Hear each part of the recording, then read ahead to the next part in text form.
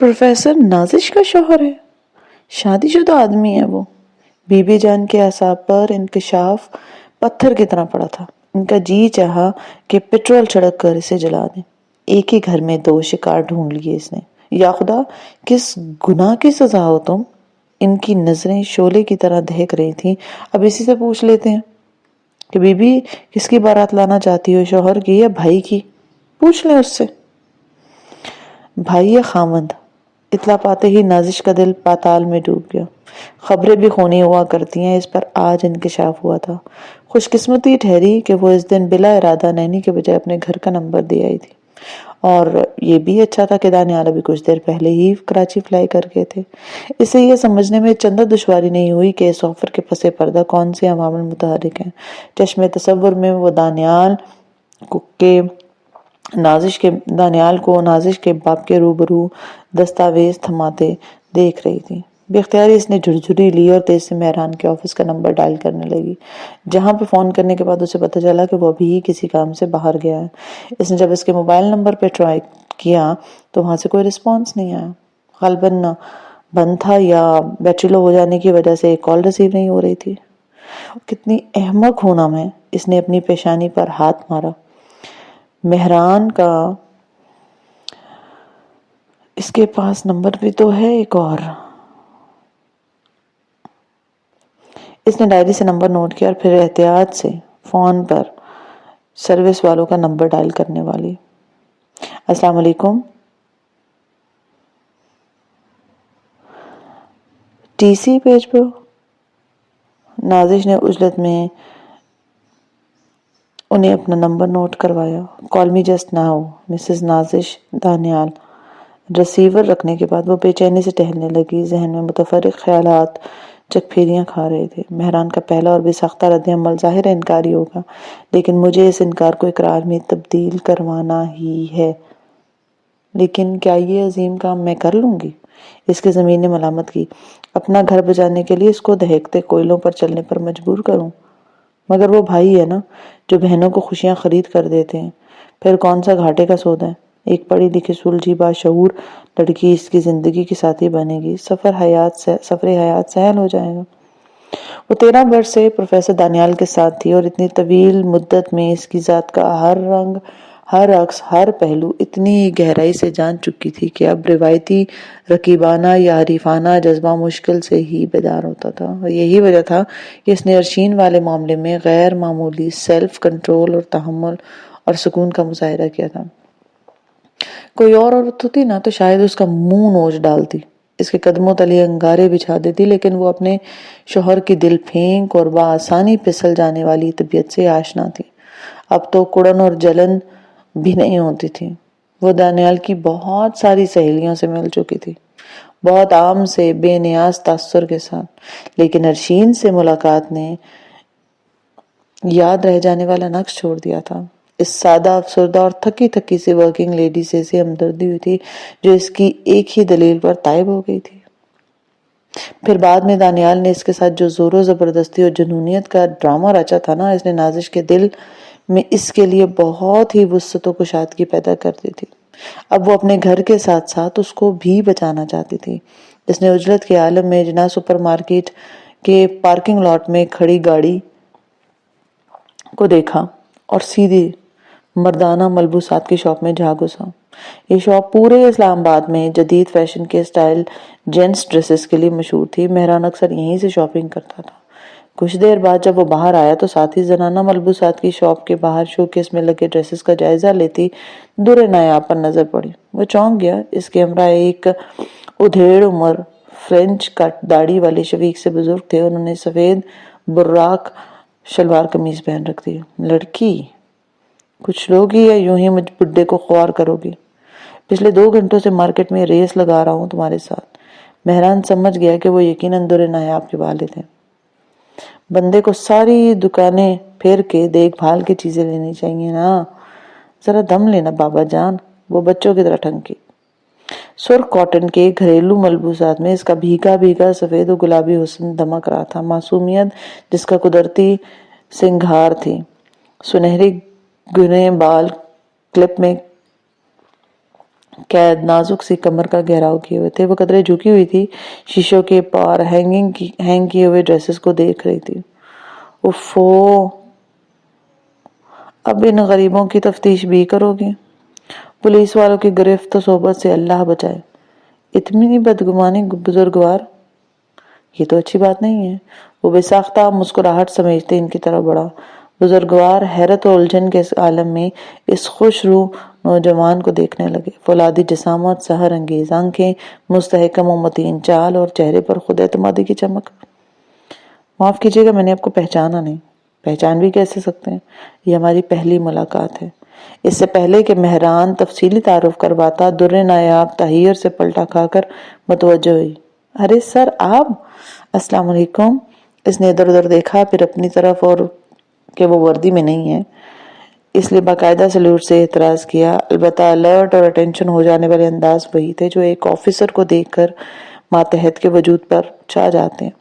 یہ میرے والد صاحب ہیں سر, ریٹائرڈ چارٹرڈ اکاؤنٹنٹ لائق احمد, اور بابا یہ ہمارے officer S P Mehran Afridi ہیں. وہ اسے اچانک سامنے پا کر گھبراہٹ اور بوکھلاہٹ کی لپیٹ میں آ گئی تھی.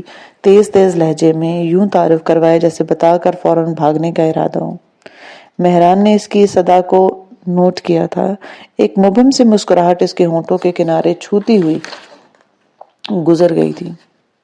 لئیک احمد بہت پرتپاک انداز سے اس سے ملے تھے. کبھی تشریف لائیے نا غریب خانے پر. شکریہ, فرصت ملی تو ضرور تشریف لاؤں گا. نہیں سر, آپ ضرور آئیے گا.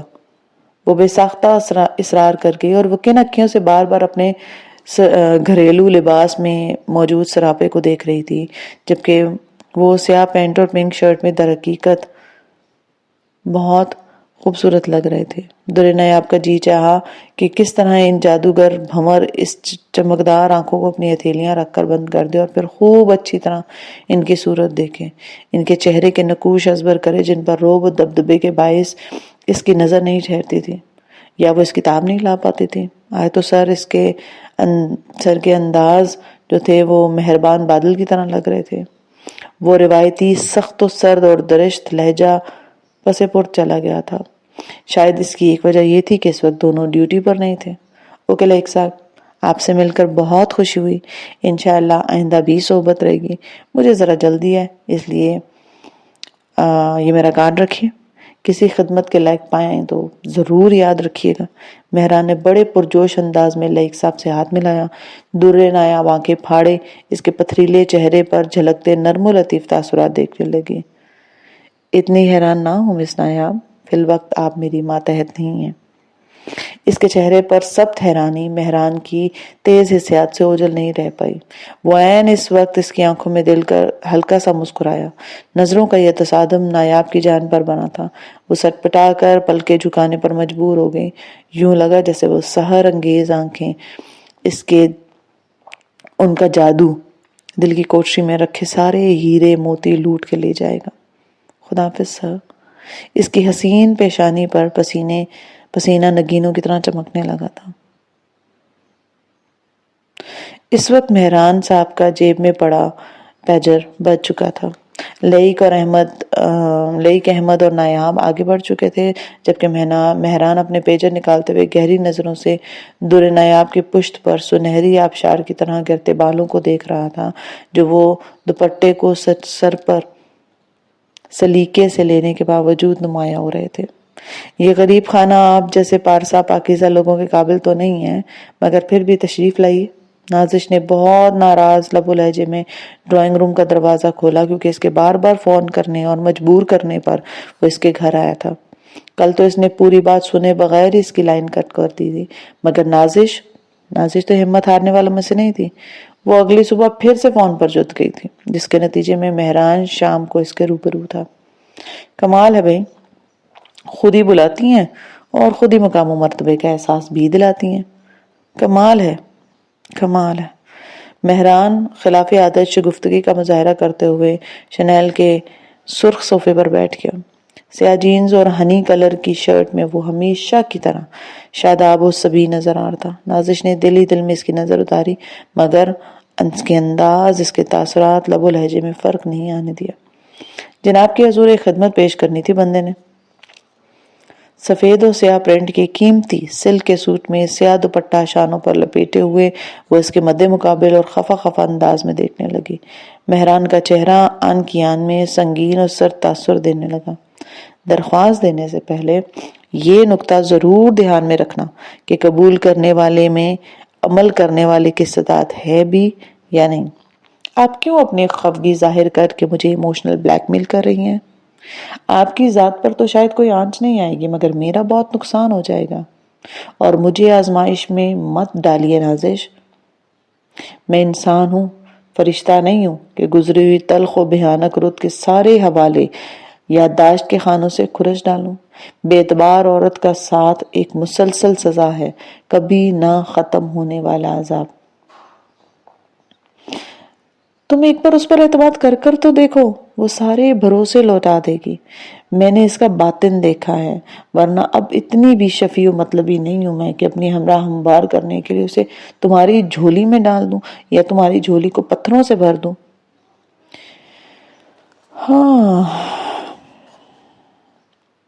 یہ دنیا نا سو انگ رچانے والوں سے کبھی خالی نہیں رہی۔ میں روز ایسے ہی تماشے دیکھتا ہوں۔ مخلوق خدا میں اعتبار کی جنس بڑی سستی ہو گئی ہے، نہایت ارزاں۔ آپ اسے سادہ و معصوم تو بالکل نہ سمجھیں، وہ ضرور کوئی چال چل رہی ہے، مجھے، آپ کو اور دانیال کو اکٹھا پھنسانے والی مکرانہ چال۔ عقل سے سوچیں، اگر خدا نہ خواستہ ایسا ہوا تو دانیال بھائی کے سامنے میری پوزیشن کتنی شرمناک ہو جائے گی۔ ہم کیا تعمر ایک دوسرے سے نظریں پلا پائیں گے؟ اور پھر نینی، جس کے انکشاف کی تکلیف دہ منزل سے گزرنے کے بعد کسی صورت میں اس کو بہو بنائیں گی؟ پرایا گھر بچانے کے لیے اس آگ میں ڈالنا کہاں کی عقل مندی ہے نازش؟ ہر شخص اپنا بھگتان خود بھگتے گا، اور یہ اصول فطرت ہے۔ ہم سب اس کے پابند ہیں نا، ہمیں بھگتنا ہے نا۔ ہمدردی اچھی چیز ہے، لیکن اگر یہ عمل مجرم کو تختہ دار تک پہنچانے کی راہ میں حائل ہو جائے تو سراسر اس کی پشت پناہی کے مترادف بن جاتا ہے۔ میرے گھر کی بنیادیں ہلنے والی ہیں، تم انہیں مضبوط سہارا دے سکتے میرے بھائی۔ وہ ملتجی سے انداز میں اس کے قریب کارپٹ پر بیٹھ کے اور اس کے گھٹے پر ہاتھ رکھ دیا۔ کل سے 2 مرتبہ ارشین کی ماں کا فون آ چکا ہے، اور میں نے یقین دلا رہی ہوں کہ ہم 2 دنوں کے اندر انتظامات مکمل کر لیں گے۔ نینی 1 ہفتے کے لیے اسلام آباد سے باہر گئی ہیں، اس لیے شاید وہ بارات میں شامل نہ ہوں۔ انہوں نے یہ عذر بھی قبول کر لیا۔ اب بھلا سوچو ہم کیوں کر مکر سکتے ہیں؟ باقاعدہ رشتہ ڈالا تھا، اور ان کے گھر کی دہلیز پر مثبت جواب کی خاطر انتظار کرنے کا عہد بھی باندھ آئی تھی۔ اب جب کہ ادھر سے ہاں ہو گئی ہے تو ہم اس معاملے میں آگے کیوں نہ بڑھیں؟ اگر دانیال کراچی سے واپس لوٹ آئے اور صورتحال قابو سے باہر ہو گئی تو؟ نازش رو پڑی تھی۔ مہران نے طویل اور بے بس سانس لے کر اس کی سمت دیکھا۔ میرے حال پر رحم کیوں نہیں کرتی نازش؟ کیوں زندگی کے راستے دشوار بناتی جا رہی ہیں؟ اور پھر ہر کام کا ایک باقاعدہ طریقہ ہوتا ہے، ایک طریقہ کار ہوا کرتا ہے۔ نینی کا مزاج جانتی ہے نا، گراؤنڈ پر پڑی اینٹ بھی اٹھا کر ایک طرف رکھنی ہوں تو پہلے پورے گھر کی ترتیب و تزئین کا جائزہ لیتی ہیں کہ کہاں سے اکھڑی ہے اور کہاں فٹ کرنی ہے۔ میں انہی کا بیٹا ہوں اور میں نے انہی سے سیکھا ہے۔ اتنی بھیانک اور عظیم بے اصولی کا مرتکب ہو کر ان کا مان کیسے توڑ سکتا ہوں؟ انہوں نے اپنی جوان عمری کا ایندھن دے کر ہماری پرورش کی، اور جو اب میں صرف ان کی ممتا بھرے معصوم خوابوں کی تعبیر جواب میں وہ صرف یہی چاہتی ہے نا، تو کیا میں انہیں مایوس کر دوں؟ کر سکتا ہوں ایسا؟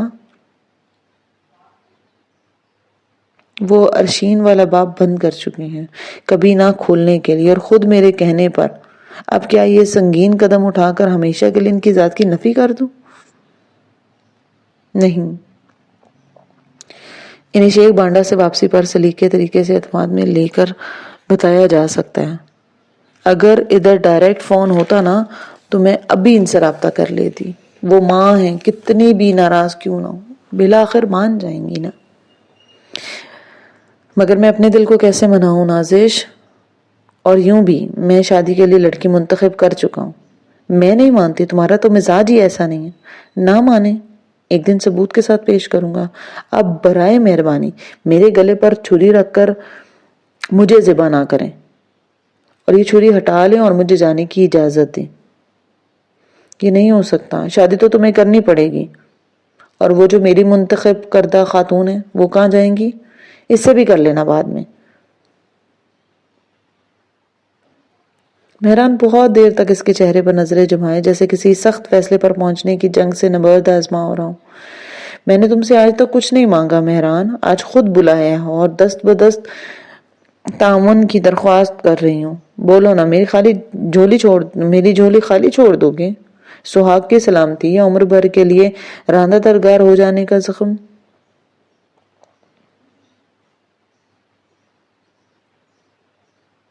ظاہر ہے وہ یہاں آ گئی تو میرا خیال ہے میری ذات دانیال کے سامنے ہمیشہ کے لیے بے وقت ہو جائے گی. دیکھتے نہیں وہ کس درجہ جنونی بنڈر ہو گئے ہیں. میری سمجھ میں نہیں آ رہا آپ کو ہو کیا گیا نازش؟ اتنی احمقانہ سی بات منوانے کے لیے آپ اس مقام سے نیچے اتر رہی ہیں. وہ ملتجی اور عقل و شعور سے آ رہی جذباتی انداز آپ پر یہ سوٹ نہیں کرتا. اور میں ایک ذمہ دار پولیس آفیسر ہوں. کاغذ کا گڈا تو نہیں ہوں جسے کھیلنے کے لیے دوسرے کے نام پر لگا دیا جائے. نینی کھیل میں آئے نا تو میں ہمیشہ کے لیے ان کی نظروں سے گر جاؤں گا. اور پھر سوچئے لوگ اس قسم کی ایمرجنسی شادی پر کتنی باتیں کریں گے. میرا ہلکا احباب فیلڈ کے آدمی ملنے جلنے والے ایک وزادار گھرانے میں کیا سٹیٹس ہوگا میرا؟ شروع میں ہر بات انہونی لگتی ہے نا, بعد میں خود ایڈجسٹمنٹ ہو جاتی ہے. لوگ کچھ عرصے بعد بلا دیں گے.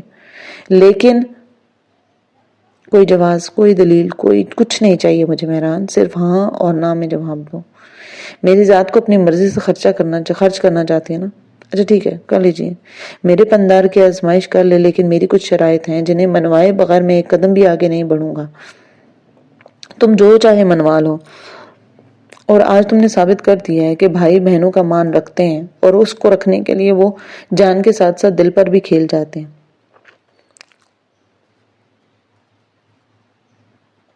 نمبر 1, یہ خفیہ شادی ہوگی جس کا پتہ آپ کو, مجھے اور میرے 2-3 ساتھیوں کو ہوگا. میں اسے یہاں سے بہت دور آبائی گاؤں میں رکھوں گا. وہ کبھی بھی مسز مہران کے طور پر متعارف نہیں ہوگی. نمبر 2, اصل شادی میں اپنی پسند کی عورت سے کروں گا اور وہی یہاں شہر میں میری بیوی کہلائے گی. اس کو میں گھر میں بھی بساؤں گا اور وہی صرف میرے بچوں کی ماں بنے گی. ارشین کو یہ مقام حاصل نہیں ہوگا. نمبر 3, جب میری قوت برداشت ختم ہو جائے گی نا تو میں اسے چھوڑ دوں گا. استغفر اللہ. یہ شرائط ہیں یا اسے زندہ درگور کرنے کا منصوبہ؟ اگر شرائط منظور ہیں تو بتا دیجئے. اس سے زیادہ میں آپ کی مدد کرنے کی طاقت نہیں رکھتا اور نہ ہی ظرف.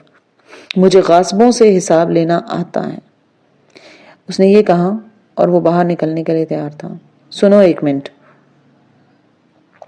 نازش تھکے ہوئے انداز میں پکارنے لگی. میں اس وقت صورتحال ایسی ہے کہ سب سے زیادہ ضرورت تمہارے اقرار کی ہے. چلو جیسی بھی اقرار تم نے کیا, ہم اپنے اعمال کے لیے خدا کے آگے جواب دیں. یہ بتاؤ کل شام 5 بجے پہنچ جاؤ گے نا؟ میں ضروری تیاری کر لوں. تم اپنے ساتھیوں سمیت ادھر آ جانا. تمہارے ہاں گئے تو سفیان یا ناظر بھید پا لیں گے.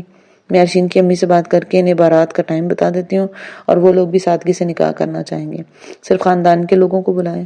میں آنٹی کو تاکید کروں کہ دلہے کے عہدے اور خاندان کے بارے میں کسی سے زیادہ چرچا نہ کریں. اور یہ شاہد آفریدی کا چھکا اور گیند باؤنڈری سے باہر. سفیان کا نعرہ مردوں کو جگانے کے کام آ سکتا تھا. مردوں کو نہیں, مردوں کو. عقل کے ساتھ ساتھ بینائی سے بھی گئے ہو صفی میاں. غور سے دیکھیے, سری ناتھ اس کا کیچ لے چکا ہے. ناظر نے افسوسناک نظروں سے اسے دیکھا. اچھا خیر, اب ہماری باری ہے. انضمام الحق کی باری. اسے بال کرائیں گے گینگولی اور یہ انضمام الحق بھی رن آؤٹ. 5 منٹ بعد ناظر کی طرف سے مسرت آمیز نعرہ برآمد ہوا. ابھی ہمارے 2 شیر جوان پڑے ہیں. سفیان نے حقارت سے بال کو دیکھا. تشریف لاتے ہیں اعجاز احمد. یہ لو. اعجاز احمد کو پرشاد نے کلین بولڈ کر دیا. اب کرو جو کرنا ہے. میں نہیں مانتا. سفیان اڑ گیا. امپائر نے جانبداری دکھائی ہے. اچھا یہ بتاؤ, 3rd امپائر سے پوچھ لیتے ہیں. اچھا چلیں, اب کی باری آپ انڈیا کی ٹیم بن جائیں. سوچ لو, کشتوں کے پشتے لگ جائیں گے. ارے جائیں، وہ ماضی کی بات ہے. اب تو پاکستانی ٹیم میں وہ دم خم ہے کہ چٹکی میں مسل دیں گے مخالف کو. بس آپ اپنی اجارہ داری سے آزاد رکھیں. یہ بات ہے تو پھر ہم جیت کر دکھائیں گے. چلو کراؤ بال. میں بدستور پاکستانی ٹیم ہوں، یاد رہے. وہ بلہ سنبھال کر دوبارہ 2 موٹے ڈنڈوں سے بنائی گئی وکٹوں کے پاس آ کھڑا اور ناظر حسب سابق گیند کرانے لگا. اب میری طرف سے معین خان سامنے آئے گا. سفیان نے بلہ کریز پر پھوٹتے ہوئے نیاز سے اطلاع دی. اور میری طرف سے انیل کومبلے اوور کرائے گا. جبکہ جو ناظر تھا اس نے گیند پھینکی. لو بھائی، وہ پاکستانی ٹیم نے تو 286 رنز بنائے تھے. اب 30 منٹ کے وقفے کے بعد دوبارہ کھیل شروع ہوگا. آخری بار آؤٹ ہونے کے بعد سفیان بلہ بغل میں دبا کر بھالو میاں کے پہلو میں بیٹھ کر سیل سے چلنے والی جاپانی ریڈیو کے کان مروڑ رہا تھا. داور ایسی جگہ پر کھڑا تھا جہاں سے آسانی سے نظر نہیں آ سکتا تھا. وہ بیرونی دیوار سے تقریباً چپکا ہوا تھا اور اس سے لطف اندوز ہو رہا تھا. ہمیں پاکستانی، ہم تو جیتیں گے، ہاں جیتیں گے. FM 100 ٹیون ہوتے ہی جنید جمشید کی آواز لہریں بن کر سماعتوں میں جذب ہونے لگی. بھوت صفی میاں. اچانک ناظر کی نگاہ داور پر پڑی. لا حول ولا قوت. اب سفیان آفریدی ہے MSc آنرز بھوت نظر آنے لگا. تمہیں 10 منٹ نمبر کے موٹے چشمے کی ضرورت ہے ناظر میاں. اس نے برا سا منہ بنایا مگر دوسرے ہی لمحے ناظر کی نظروں کا ہدف دیکھ کر اپنی جگہ پر اچھل کھڑا ہوا. آپ جناب کون ہیں؟ وہی جنہیں آپ اس دن آلو کی بھجیا بنانے کی خبر سنا کے آئے تھے. ویسے ہمارا کام بھی خبریں دینا ہی ہے بذریعہ اخبار. ہو میں سمجھ گیا. داور بھائی، جرنلسٹ بھائی کے دوست، غائبانہ تعارف تو ہے آپ سے. میں بیٹھنے نہیں آیا. یہ بتاؤ مہران کہاں ملے گا اس وقت؟ اس نے فون کر کے 4 بجے گھر آنے کو کہا تھا. اگر آپ کو ٹائم دیا ہے تو پھر لازماً تھوڑی دیر میں آ جائیں گے. ناظر کوک کا گلاس تھماتے ہوئے مؤدبانہ انداز میں اطلاع دے چکا تھا. جی، جب تک آپ ہماری خدمت اور بکواسیات سے بہرہ مند ہوں. ناظر پیارے، ہمیں کوک کا نہیں پوچھو گے؟ لہجے میں بڑی مطلبی سی مٹھاس تھی جیسے ناظر میاں فوراً ہی تاڑ گئے تھے. داور دلچسپی سے ایک عام سے گھر کے ملازم کو مالکوں کے برابری اور بے تکلفی کرتے دیکھ رہا تھا. کتنا پر اعتماد اور واضح انداز تھا نا ناظر کا. ہائے، مجھے پوچھا نہیں اور خود شروع ہو گئے. سفیان صدمے کی حالت میں اسے دیکھتا رہ گیا. آپ کے نصیب میں نہیں تھا. صبر کے گھونٹ لیں اب. جبکہ ناظر اور داور اپنی کوک انجوائے کر رہے تھے اور سفیان انہیں دیکھ رہا تھا. صبر کے گھونٹ کوک کی طرح رنگدار تھوڑی ہوتے ہیں. سفیان نے منہ لٹکایا. ویسے ایک بات میری سمجھ میں نہیں آ رہی بھائی صاحب. داور بھائی، ہماری کتابوں اور رسالوں میں یوں تو ہر رنگ کی تشبیہ موجود ہوتی ہے مگر پیپسی یا کوک کے کسی طرف کسی نے نظر کرم نہیں فرمائی. دیکھیے نا،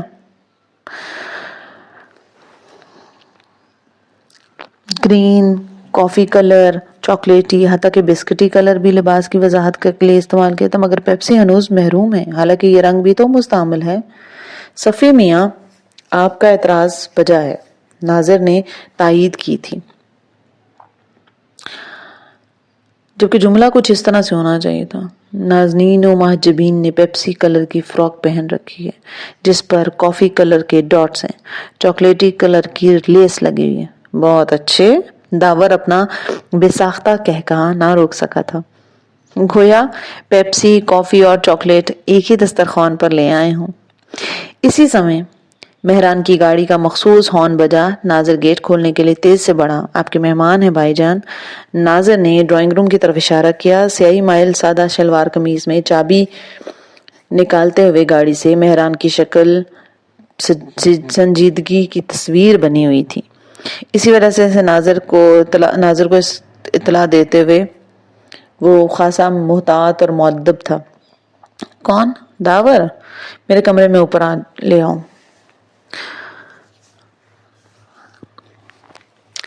رسمی الیکس لے کے بعد وہ داور کو اپنے بیڈ روم میں ملا. اسے صوفے پر نشست پر بیٹھنے کا اشارہ کیا۔ مہران نے دروازہ بند کیا۔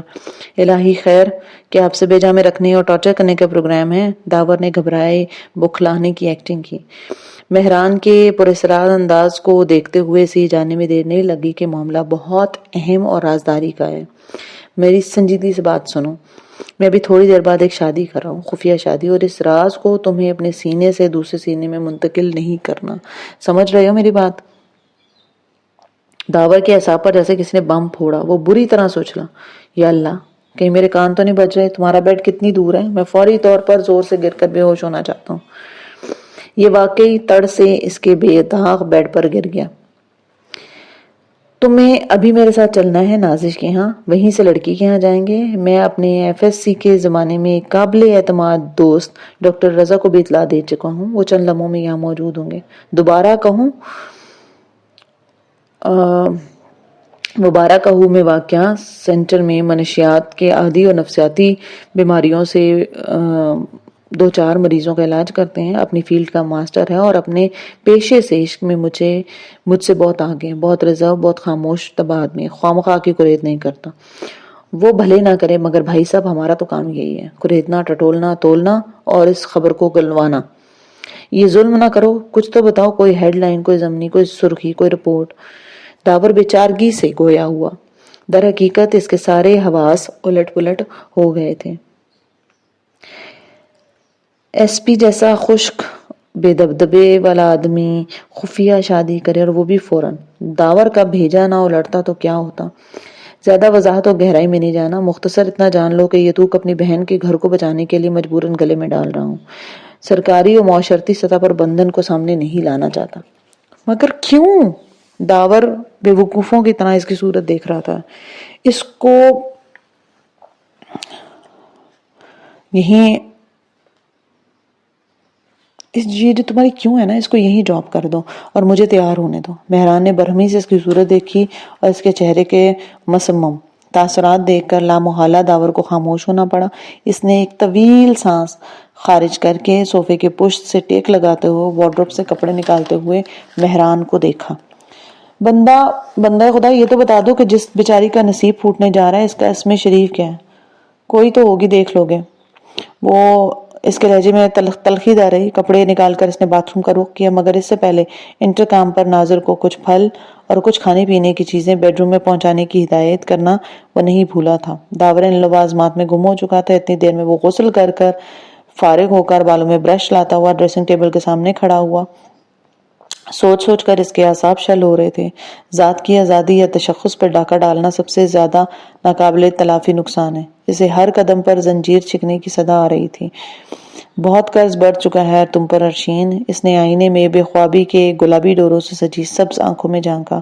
اور اب دیکھنا میں تمہارے ساتھ کیا سلوک کرتا ہوں۔ تم یاد رکھو گے کہ کس مہران آفریدی سے تمہارا پالا پڑا تھا۔ تمہارے کھوکھلے اور بے شعور وجود کو دنیا کے لیے مجسم عبرت نہ بنایا نا، تو میرا نام بدل دینا۔ کس کی شادی میں جا رہے ہیں؟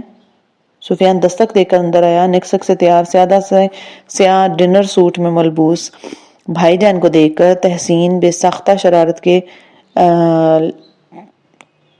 کے روپ میں لبوں پر آ گئی تھی، اور مہران کا ہاتھ اچانک سے رک گیا تھا۔ وہ جو اسے خبر ہو جائے کہ میں شادی اٹینڈ کرنے جا رہا ہوں۔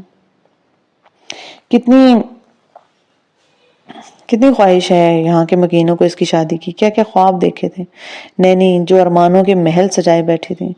کیا خبر تھی کہ آج اسی کی شادی ہے۔ بھائی جان، ڈاکٹر رضا آئے ہیں۔ ناظر کے اطلاع دینے پر داور کے ہمراہ نیچے آ گیا۔ ڈاکٹر رضا سفید شرٹ اور بلیک پینٹ میں بریف کیس ہاتھ میں تھامے عجلت کی تصویر بنے تھے۔ ان کا جسم فربہی مائل تھا، سر کے بال اڑے تھے، دیکھنے میں وہ 35 سال سے کم کے نہیں لگتے تھے۔ داور ان سے مل کر خاصا حیران تھا۔